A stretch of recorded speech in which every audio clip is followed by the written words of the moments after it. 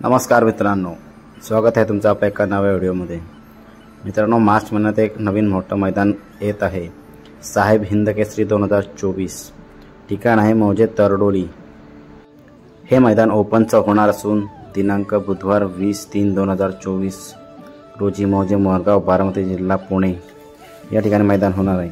हे बघ, प्रथम पारितोषिक आहे टेम्पो, ट्रॅक्टर, बुलेट, चतुर्थ 2 बाईक, पंचम 2 बाईक, सहावा 2 बाईक, सातवा बाईक, अशी अनेक पारितोषिके आहेत आणि क्वार्टर फायनल्ससाठी देखील अनेक बक्षीस आहेत। 51, 41, 31, 21, 11, 7 आणि 5000।